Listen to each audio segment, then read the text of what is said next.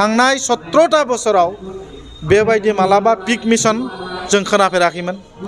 गड mission खोनाफेराखैमोन, handloom mission खोनाफेराखैमोन। गतिके दिनै जे बेबायदि मोनसे स्टार्ट जाबाय, बेनो जोंनि बिदिन्थि। बेखौ जोङो मा होनना बुङो, जोंनि सेंग्राफोरनो जों जेब्ला होगोन, बिथांमोना जेब्ला बे खामानिनिफ्राय मोनसे रिजाल्ट मोनगोन, अब्ला जोङो बिनि फिथाइखौ नुनो मोनगोन। खोब साक्सेस होनना बुंनांगोन। जों जाय मिशनखौ लानानै खामानि मावबाय थादों, बेयो जाबाय जोङो 40टा समष्टियाव सेन्ट्रेल कमिटि इउथ उइंआ 40टा समष्टियाव 40टा समष्टियावनो 100 इउथ्सफोरखौ लानानै जोंहा मोनसे सावरायलायनाय बा 100 इउथ इन्टारेक्शन होननाय मोनसे प्रग्राम, जाय प्रग्रामनि गेजेरजों जोंनि समाजाव थानाय जायफोरा फरायफुबाय थादों, जायफोरा फरायनाय गारबाय, जायफोरा बेकार, बिसोरफोरखौ लानानै मोनसे सावरायनाय। जोङो मोनसे मोजां फिडबेक मोनदों। जोंनि ओनसोलाव थानाय जाय इउथफोर, बिथांमोना सरकारखौ मा मावजानो लुबैदों आरो बिथांमोननि लुबैनाया मा, आरो बिथांमोननिफ्राय जोङो मोनथिनो मोनबाय जे बिथांमोना थारैनो मा लुबैदों आरो जोङो सरकारा मा मावदों बेखौ बिथांमोननो फोरमायनाया जोंनि सरकारनि दायित्व। आरो जोङो इउथ उइं हिसाबै जों मोनसे सिन्था सरसा खालामदों, आरो जोंनि सिन्था सरसा खालामनाया सर्ट टार्म नङा, बियो लं टार्म। जे जोंनि राजनिति हान्जाया UPPLआ खालि राजनितिल' खालामनायनि मोनसे बिथांखि लायाखै। फैबाय थानाय जोंनि जेनेरेसन, बे जेनेरेसनखौ मोनसे मोजां डाइरेक्सन होनाय। खारन जों मिथिगौ जे जोंनि ओनसोलाव गोबां सेंग्राफोरा दिनै ड्राग्स एडिक्ट जानायखौ जोङो नुनो मोनदों, आरो बेकारनि जेंनाया बांनायनिफ्राय बांबोगासिनो दङ। बे इउथफोरखौ जों बहा एबजर्ब खालामनो हायो, बबे लामाथिं जोङो बा बहा जोङो बेस्थ' खालामनो हायो, बिनि मोनसे जोङो फर्मुला दिहुनदों। आरो बेखायनो दिनै जोंनि मानिजाथाव चिफ प्रमद बर'आ गोबां मोनसे मिशन बानायदों, जेरै pig mission, handloom mission,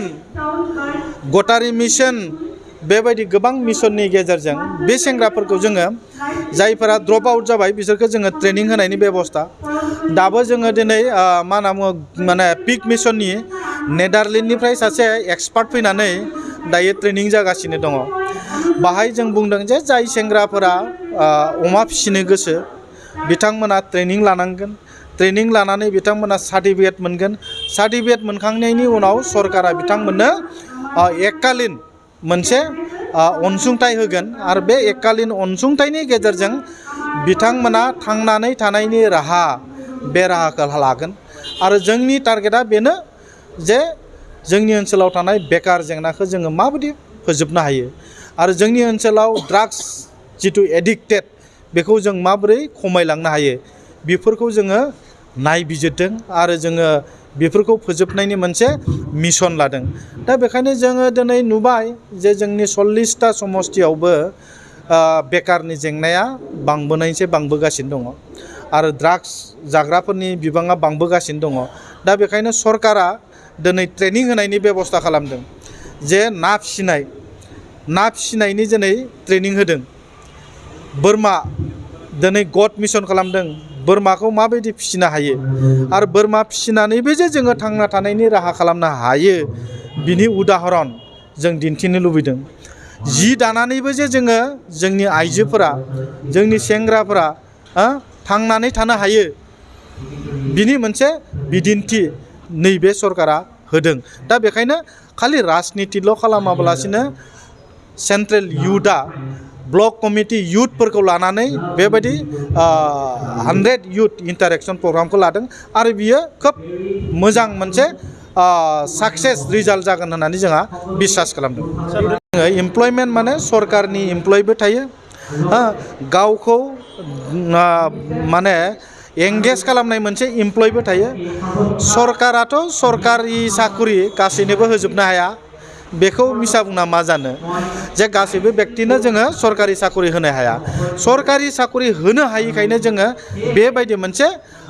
self independent गाव थांनानै थानो हानायनि जिथु राहा बे राहाखौ जों लादों थांनाय 17टा बोसोराव बेबायदि मालाबा पिक मिशन जों खोनाफेराखैमोन गड मिशन खोनाफेराखैमोन हेन्डलुम मिशन खोनाफेराखैमोन गतिके दिनै जे बेबायदि मोनसे स्टार्ट जाबाय बेनो जोंनि बिदिन्थि बेखौ जोङो मा होनना बुङो जोंनि सेंग्राफोरनो जों जेब्ला होगोन बिथांमोना जेब्ला बे खामानिनिफ्राय मोनसे रिजाल्ट मोनगोन अब्ला जोङो बिनि फिथाइखौ नुनो मोनगोन सारजों दिनैनि समाव बिटिआर सरकारा मदद होगोन आरो होबोबायबो थादों आं पार्सनेलि दहाय फुङावसो आंनि समस्तियावनो रौतायावनो कपाटियाव सासे माने गल्ड मेडेलिस्ट माने कुम्फु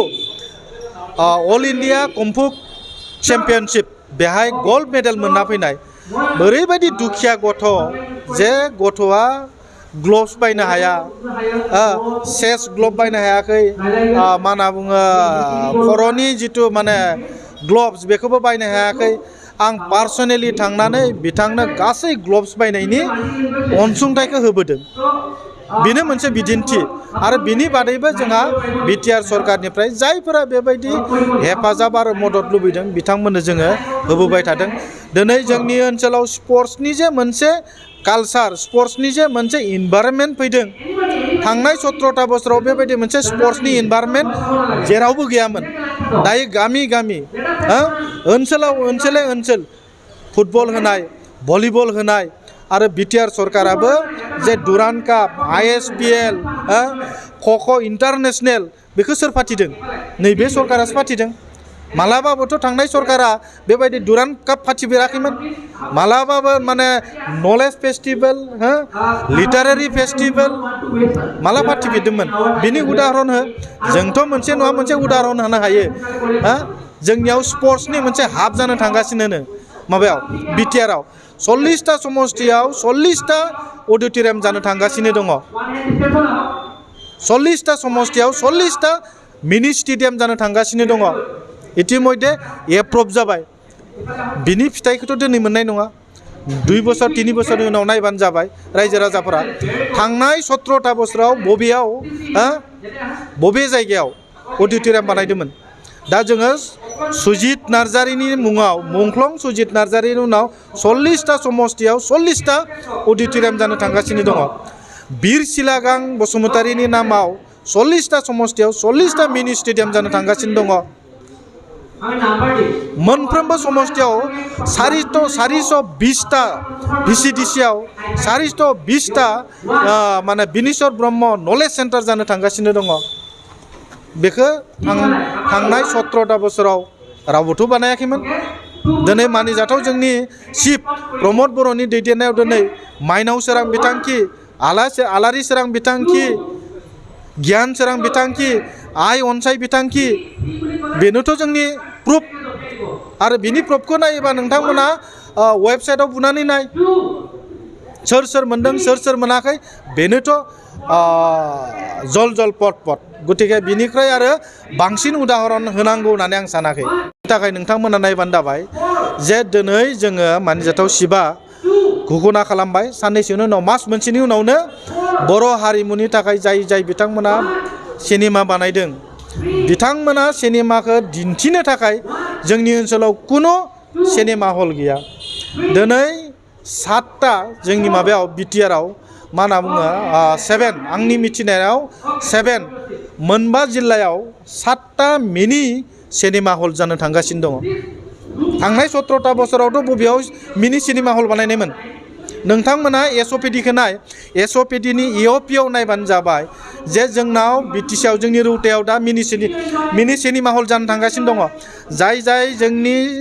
हारिमु मोजां मोनग्रा हारिमु माने मा होनना बुङो फाव दिन्थिगिरि बिथांमोना गोबां थाखा फैसा खरस खालामनानै फिल्म बानायो फिल्मखौ नायनो फिल्मखौ दिन्थिनो थाखाय जोंना दिनै सिनेमा हल गैया दिनै सिनेमा हलखौ जोङो जोंनि सरकारनिफ्राय मिनि सिनेमा हल मोनफ्रोमबो समस्तियाव जानो थांगासिनो दङ 40टा समस्तियाव 40टा मिनि स्टेडियाम जागोन बेयो जोंनि थाखाय मोजां रादाब आरो बियो जोंनि थाखाय मोजां मोनसे बिदिन्थि गतिके हारिमु बिथिङाव जोंनि